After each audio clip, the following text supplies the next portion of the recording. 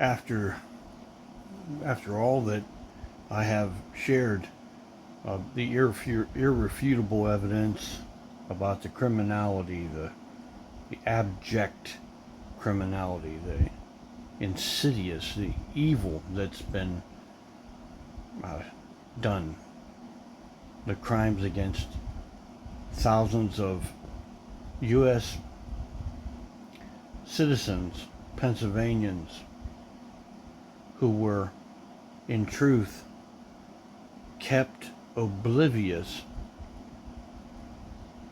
to be then contaminated with a cocktail of industrial chemicals, carcinogens, from a massive illegal burn-off that was conducted, managed by Norfolk Southern on the Pennsylvania border from February 3rd, 2023 through February 6th and 7th.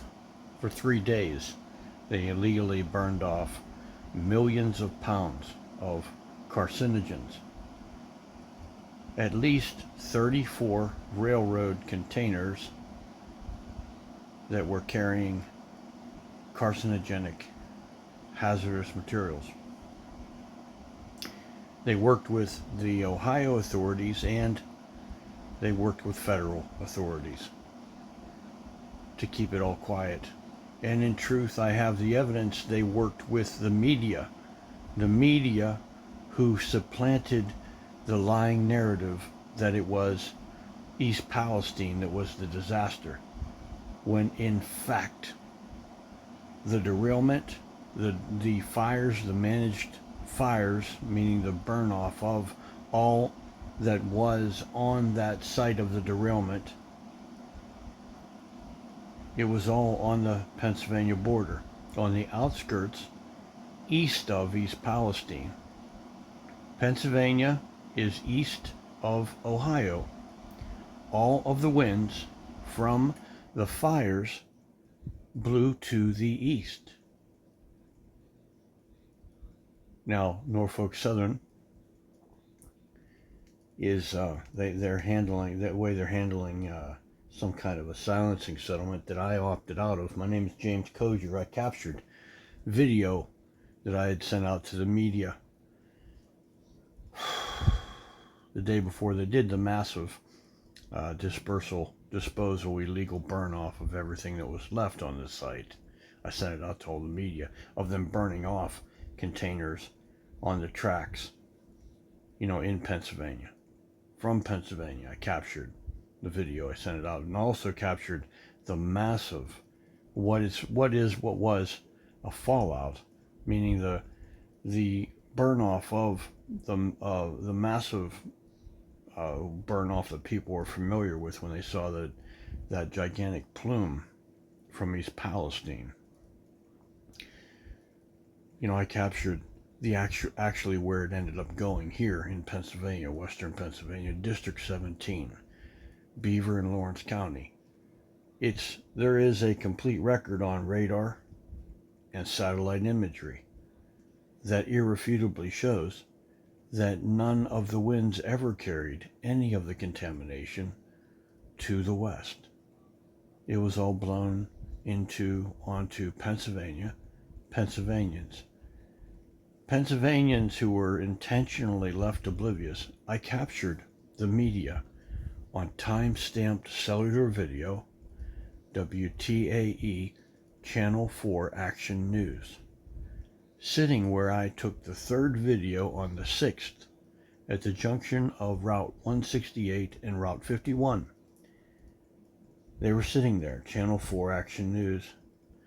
They never aired any footage. They never sounded any alarms. They never made any report of what it was that I captured with them there, which was massive, carcinogenic, chemical-laden smoke clouds, massively, that were dragging on the ground through western Pennsylvania at 2 to 3 miles per hour. And they sat there silently, our federal authorities, they knew that the fallout was happening. They knew what was going on. Nobody sounded any alarms because, you see, it was a multi-billion-dollar disaster in Pennsylvania that they worked with the corporations to keep it quiet so that those chemical companies that Norfolk Southern was hauling for and Norfolk Southern wouldn't have to pay. So then, they went from, it's a criminal case. There should be people in jail. I've explained this many times, and I've sent out all of this information to everyone that I could from here locally, where I live, all the way up to two administrations, the Biden and the Trump administration. And none of our authorities have the decency, have the courage, have the integrity to even refer to what was done as criminal or illegal. Now, what really, has struck me as even like Nazi, kind of like, it's Nazi. You think of Nazi war crimes, like when you think about a population being intentionally kept oblivious, like what I just said, that crime is like on the level of evil of like Nazi war crimes. And then now you see J.D. Vance. Let me just say one thing in truth about J.D., which everything I've said is irrefutably true. And so is it that he went over to East Palestine and he put his foot in a stream that I believe was purposely contaminated with chemicals from those, like Norfolk Southern. They had contractors that did that because then they ran these aerators in the stream to make a misting of the chemicals in the town of East Palestine when it was evacuated, because there wasn't any trace of chemicals in the town, and there would be independent investigators that would be doing testings. And when they did, and if they would have discovered no trace of chemicals, then obviously, if they weren't already so obtuse, they must be really slow or willfully ignorant. But I'm saying, what would their reports state? All those millions of pounds of chemicals, and they can't find, a trace of them in East Palestine, which they wouldn't have, because it all blew onto Pennsylvania. So I'm telling you that they use these massive aerators, these powerful aerators, and put them in a stream that they purposely put chemicals into, so that they can mist certain chemicals into East Palestine. They did that. But you see, J.D. Vance went over there. He was a senator in Ohio, not from that area. Those weren't his constituents. And he went over there, put his foot down in the stream, literally, and made a little video and everything. What he did is that he showed those multi-billion-dollar corporations that when he would tell them, as a lot of politicians will tell, these multi-billion-dollar corporations, hey, don't worry about it. If something happens, you can depend on me. I'll help you. But this guy, he went over there and literally walked it. He walked the talk. He put his foot in the stream in East Palestine, and he raised his hands and he said, look at this.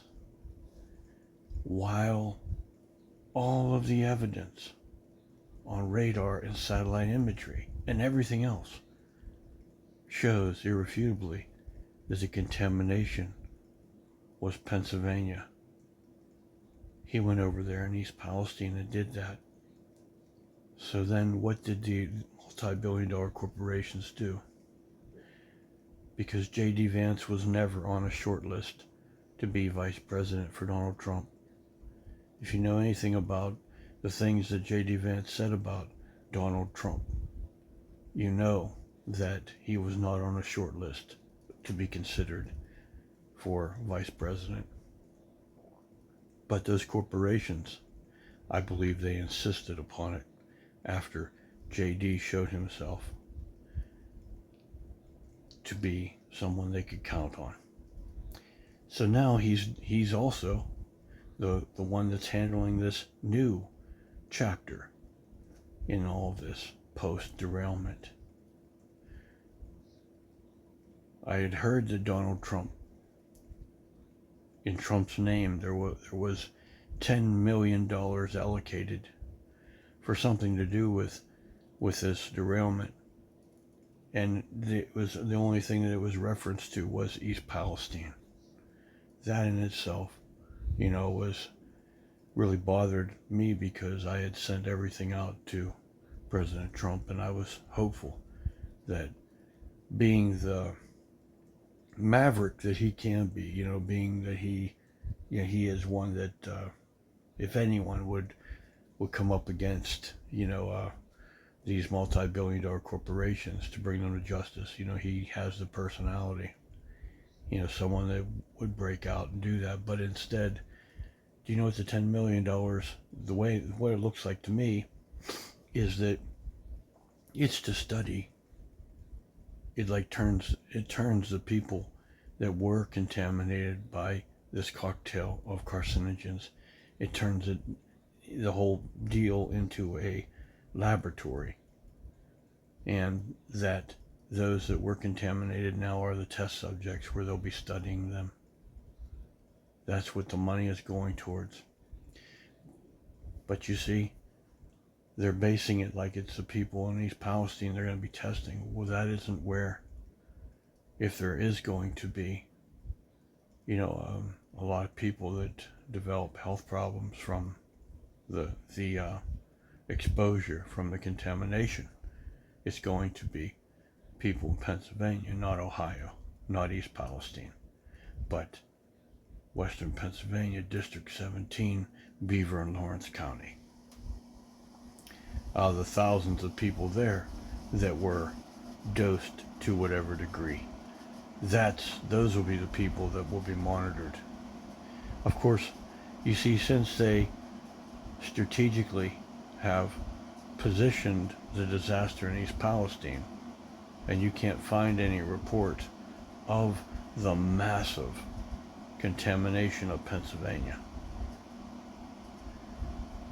they can continue on with that narrative of East Palestine, but they've got the money now to monitor secretively, you know what I mean? Watching and studying people that were contaminated in Pennsylvania.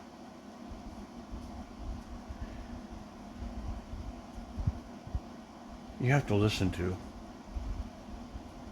what J.D. Vance says and know that he's representing those multi-billion-dollar corporations. And everything I just said is absolutely true. Here, you can listen to it.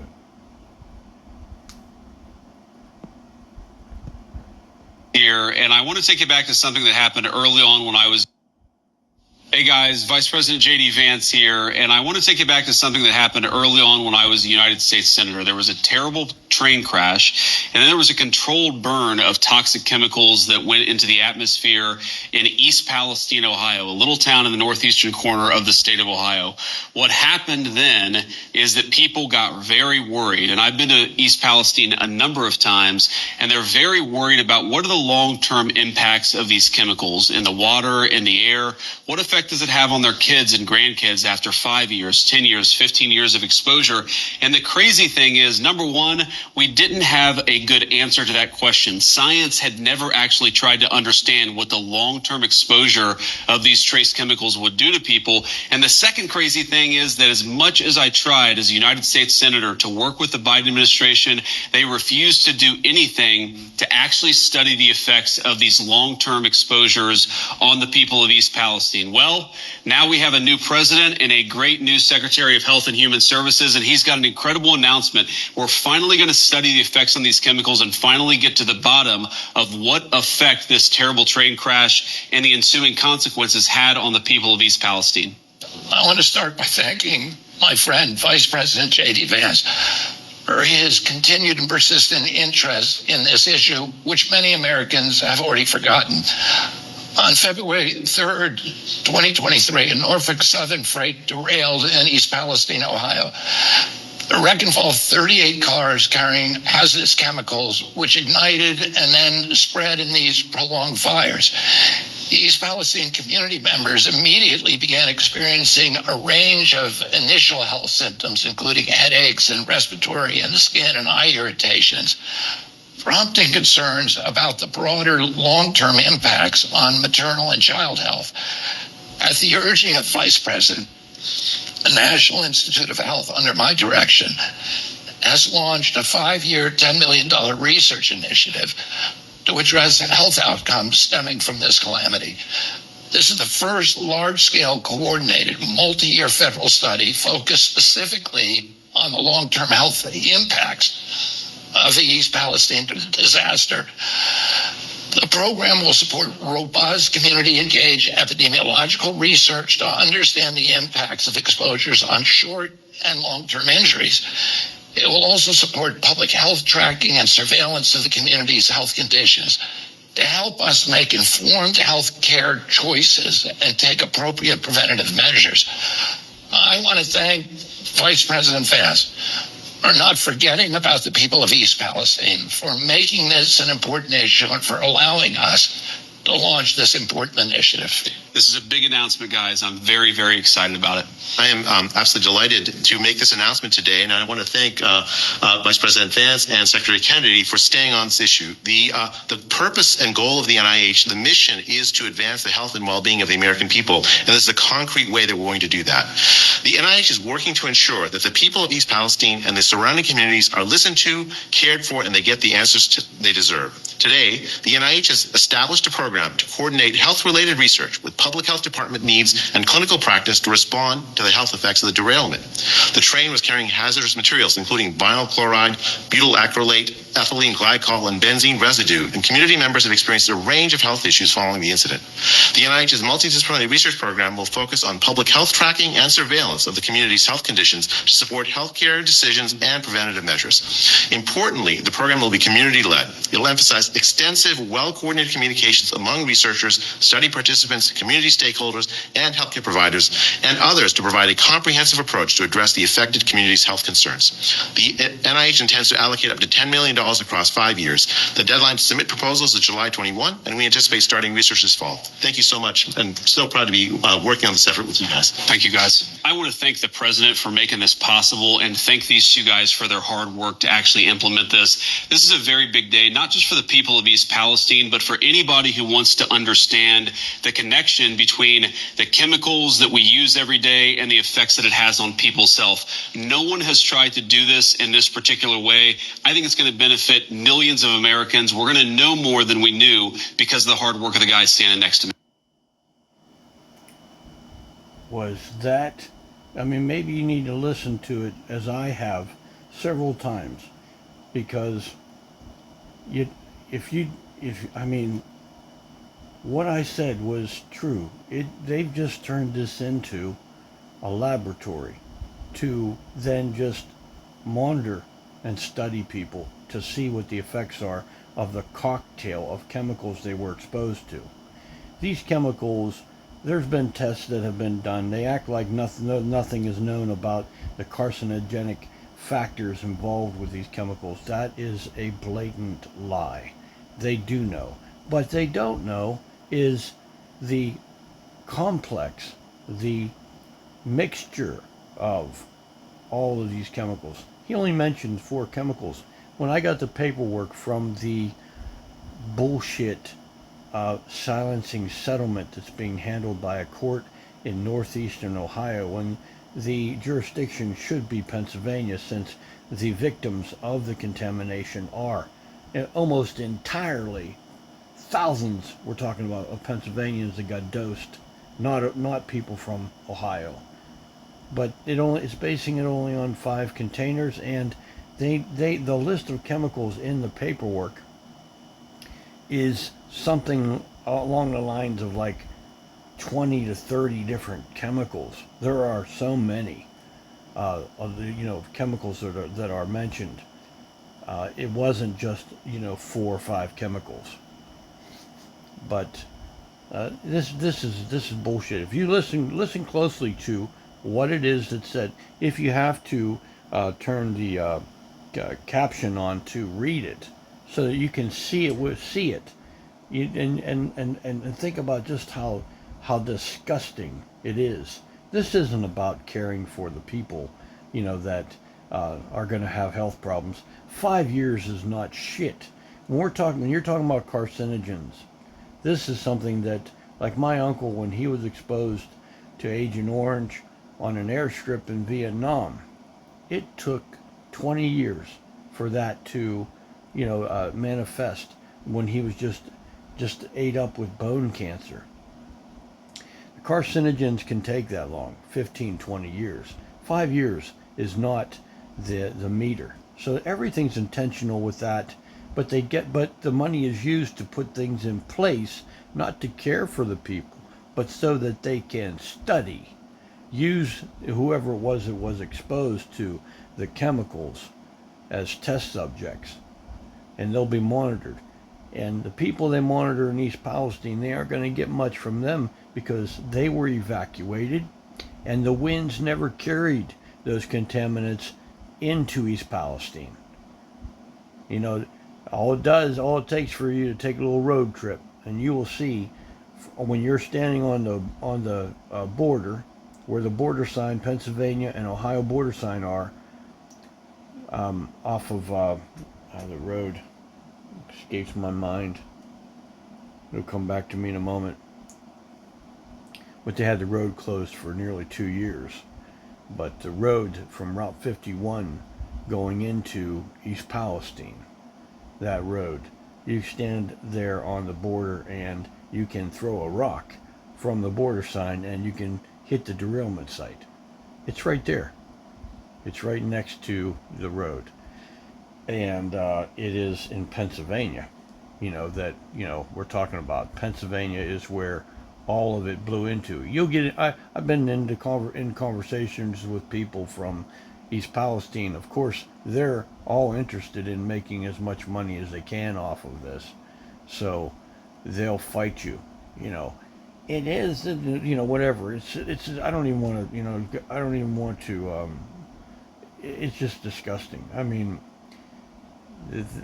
they won't fight for. This should tell you something. They will not fight for the amount of contamination. 5 containers with them is fine. If they're basing it on 5 containers, that's all they're getting comped for, compensation in the silencing settlement. They're okay with that. They're not going to push their luck and fight for 34 or 38 railroad containers of contamination that were actually burned off there on the Pennsylvania border because they didn't get the contamination. And the name of that road escapes me as many times as I've talked about it. But it doesn't matter the name of the road that runs from Route 51 to East Palestine. Taggart. The name of the road is Taggart Road. But this whole thing, I'm so disappointed in the Trump administration. I sent out everything to President Trump, and begged him to do the right thing, to bring these people to justice. And you heard them. They won't mention anything about the fact that they say it was a plane crash. A train crash. It was a derailment. That Norfolk Southern was found negligent in the derailment itself. And instead of them putting the fires out, they could have done that almost immediately from special firefighting teams that could have been brought from the Pittsburgh airport or from Cleveland. Both. Pittsburgh would have taken 40 minutes, not even closer than that. They could have had that fire put out within an hour of the derailment. They told the firemen folks to not put out the fires. The firemen stood west of the derailment in East Palestine, really, and watched Norfolk Southern manage that illegal burn off. I was told that the firemen, they were looking at receiving somewhere around $70,000 apiece. So they had that incentive. Plus, you get the peer pressure. Anybody that's experienced that before, you're in a group, and you have people in the group that are like, I can really use that money, man. Don't fuck me up. Don't talk about this. Let's not talk about it. That's what they did. The firemen, each and every one, from the rookie all the way up to the chief of whatever fire station, those first responders, they all knew where all of that contamination went and it was going. Every fireman, they know where the smoke is going, when they respond to a fire. They knew that it was dangerous and they kept their mouths shut. So many of them have family and friends in Pennsylvania, and it was worth more receiving that $70,000 and maybe to get a new truck or something. Governor Shapiro, Pennsylvania's governor, he took a $7 million soft bribe publicly and said this was for first responders, to give to first responders. And I tell you in truth, those first responders were told to not put out the fires. They were essentially used as props because the media reported on it and made it look like they were trying to put the fires out. The media. I tell you that I captured the media on timestamp cellular video under the massive fallout. They were there. In the third video that I have, one of three I took on the 6th, of where you can see the sky is all blackened and you can see the massive smoke, poison smoke. It's dragging on the ground. I'm talking about massive contamination. They were right there. They never gave anyone in Pennsylvania an opportunity to even tape up their windows and doors to mitigate the contamination, to shelter in place. People would have had to have heard the authorities sound the whistle, to do that. They trust our authorities. So, our authorities, our state, local, state, and federal authorities, they are all complicit, because even the National Weather Service, they had the radar. They know what the altitude was of that poisonous smoke, those carcinogens. They don't just see the images and all, that there is a lot of information contained within, that radar. It tells them the density of it and everything, so many details. They knew. Governor Shapiro knew that there were thousands of Pennsylvanians that were getting dosed with those carcinogens, and he kept his mouth shut. Governor Shapiro should not be in an office of public trust. Either should Governor DeWine.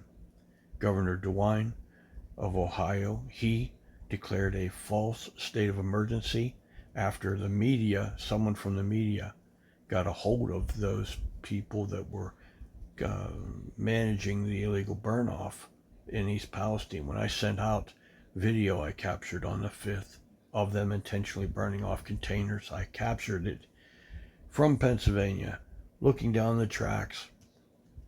I sent it out to all the media I could think of, and how many of them, actually are corporate funded, and they responded by showing, showing Norfolk Southern that I had sent the footage within 2 hours of me sending out the footage, and a note I put in there. The note, I said, what if one of these containers, empties out and there's a hole in it and it's hot and it sucks oxygen into it and explodes? I mean, that's something that, a layman, some farm kid from Western Pennsylvania like me might think. You grow up thinking about the danger of gas cans and what have you, on a farm. Of course, I didn't know. Those containers can be pushed. Those guys knew what they were doing. They probably have done this kind of thing before. Where they've used authorities to block off an area, so that nobody could get in there and see what they were doing, burning off shit. And there probably are cancer clusters around derailments. If you'd want to do that research, you probably would discover that there are, wherever the winds. You could look at the radar and satellite imagery from such a burn off, and you would know where the people are that were affected. Just as with this man-made disaster, you would know who got the most of it. Like the night of the derailment fires, that Friday the 3rd, you can see on radar, just like on the night of the 6th, there was not a natural cloud in the sky, so you can see it plainly. What it is. You can see the contamination, and it went all the way down, like to Rochester, Aliquippa. Now, if you can still see it going into Aliquippa, then how much of it that is there that you can't see? So you can see the particulates, and whatever's with the particulates, because the chemicals had a tendency. And the Honorable Phil Sagano, a fire chief from the Youngstown Fire Department, he went on Channel 27 Youngstown, who are heroic. They let him come on there, and so is the Honorable Chief Sagano. Chief, is that what they call it? Fire department chief? Is there a chief? Sorry. Anyway, he went on there and he said he's a hazardous material specialist, like an expert dealing with such things. And he said that there were chemicals involved in this derailment that when they are particulates, when they go up with the heat of the fire, and they go up so high, he said that they attract water molecules, and then they get heavy, and then they would come down. He said the weight of them, they'd come down. And that's exactly what you see in the videos that I captured, is what he explained would happen. So they had a heads up. They knew. They had a specialist. Sil Sagano told them.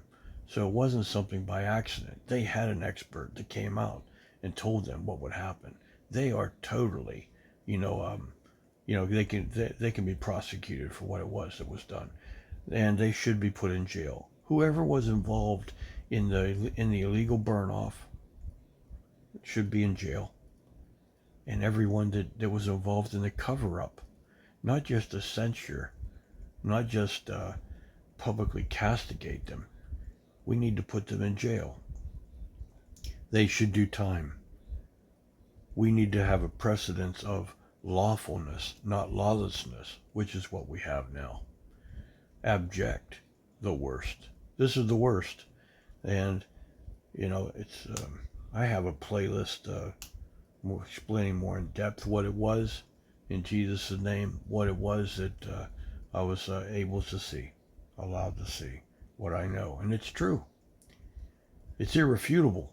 Everything I've spoken about this matter is true. And as many people as authorities that I've reached out to, no one will even have a conversation, except there was one senator. His office asked me, when I came to them with this irrefutable evidence, they point blank, they asked me, what do you want? What do you want? Meaning they thought I was trying to shake them down, looking for something. But I will tell you this. They stepped on my civil liberties. I was surveilled. I was monitored close so that I couldn't get the footage out. Because at first I was reaching out to everyone. I was asking what can be done to mitigate this exposure. I said, because these chemical companies, I know they have protocols if there's an accident in the plant where the chemicals are manufactured. I said, there has to be protocols whereas somebody gets exposed to this shit in an accident that can help. I said, that's what needs to be done right now, because there's thousands of people in Pennsylvania that have gotten dosed with these carcinogenic industrial chemicals. And I was asking, even Norfolk Southern, I reached out to them. I said, what can be done? I said, do the right thing. Of course, They didn't do the right thing. Nobody did. But then they surveilled me close. So, I released everything. All the videos that I captured, I released them, and they were screen grabbed, and somebody with money, promotion, reposted them, headline, putting the title on them, Darlington, Ohio. There is a Darlington, Ohio. It's a long way to the west. They were never affected by anything from this derailment. Instead of Darlington, Pennsylvania, you're never going to hear, in any report about this on the media, anything said about this massive contamination of Pennsylvania, because in fact the media did work for the multi-billion-dollar corporations. But I have asked the authorities. You see, when I served, I served in two branches of our armed forces, and in both of those branches, something was done to me that I should receive compensation for. And I said, since there was no formality with you stomping on my civil liberties, I said, would you please have the decency to look at my records? Because I know you've done a thorough background check on me. Because another thing, I lived up to New York City. I captured the most complete video capture of the World Trade Center attacks when I lived up there. My wife and I lived up there. And it's like there's nothing that even comes close to the capture that I have, that I lived there and I captured the attacks. And I know that I was surveilled, and there was a background check that was done on me when I released that, because I waited 10 years to release it. And the NSA, I'm sure they did a background check. I said, look, but now, I know that you can go ahead and do a background, you can go ahead and open my military records up. And I told them, I testified to what was done to me when I was in the military. I said, can you help me to get a fair and just result with that? As a just an act of decency. I said, please, all things considered, would you do this for me? They won't even answer me back on that. I've been made to wait going on 8 years since the VA told me that I needed hip replacement surgery. I'm to the point where I can hardly do anything, man. I can't even get an antibiotic for a bodily infection from a tooth because I don't have a 100% VA disability rating. Every veteran out there that's got a disability from their service, they can't even get an antibiotic by the policy that's in place. They can't have any dental work done at all, anything related to their teeth, unless they have a 100% VA rating. So I've asked for help, with that, and nobody will even get back to me. The details of what was done to me while I was in service to our nation, I served honorably with distinction. I served.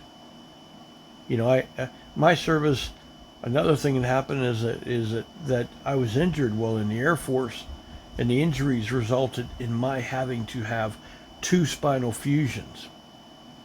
But that isn't even the issue that I was talking about to review from my records. Yeah. It has to do with something else. Something just really bad. And I said, can I have some consideration here, some decency? Can you muster some integrity, something that looks like honor, and help me? Wouldn't you think so? Governor DeWine, I mentioned, he activated our Army National Guard to keep people from being able to capture on photo or video the preparations that they made for the massive burn off of everything that was left on the site, because they had to go in there and put fires out that they said they could get nowhere near. And then they pumped out that highly flammable carcinogenic industrial chemical into the troughs, the what they had dug out was the heavy equipment. They just like they pumped it out into those. There were two different areas that I know of that they did that, and then they lit it up. But they had to keep everybody out of there from videotaping it. Looks pretty bad, right? But they used our guardsmen to commit a crime against their own citizenry. And I thought about it. You think about a lot of things, and one thing was, at that time, there were so many contracts, in place to supply Ukraine. At that time, we're talking about February of 2023. Could be at those trains why they didn't pump the shit out into containers on either side of the tracks. They could have taken that to, we have special incinerators to deal with hazardous materials that nullify those properties. Special filtration systems, with these, special facilities we have. We have one in Ohio. I don't know how many of them we have here in the United States, but they could have taken all of that shit involved in the derailment and handled it properly. But they determined to get up and running as fast as possible to save time and money. So they just illegally burned it off. Yeah, they read that note that I had said again. I sent that note, and they read that note. Oh, this guy says he thinks that these containers can explode like that. So they made up a story. This is what Governor DeWine, how he based his state of emergency and activated the Army National Guard on 2 hours after I sent out that footage of them intentionally burning off containers. They said that there was one container, folks, that needed pressure let off of it because they said it was going to explode. They said it would send out shrapnel out a mile. They said all that dangerous smoke. But they must have read my note, of course, and they read it and they're like, you know what? If this dummy believes it, probably everybody will. And they called it a controlled release. It was all about letting pressure off of one container, that lie that they went in there and did the preparations. They, what I just said, they put out all the fires that they said they could get nowhere near to then pump the stuff out. Imagine the whole area would have to be safe. It would have to be safe, cool even. How fast they were able to do that, efficiently. And then pump out that highly flammable chemical into those troughs, those trenches that they had dug out they used heavy equipment they moved in there to do it with. This all happened. This was all done. And our authorities worked with those criminal corporations, multi-billion-dollar corporations. The worst aspect of it is, of course, that they intentionally left thousands of Pennsylvanians oblivious and never gave them a chance to even, people could, if they would have said, that told people the truth about how dangerous it was, people could have evacuated. But then they would have owned it. They would have owned it, and they would have been held accountable for what was a multi-billion-dollar disaster, folks.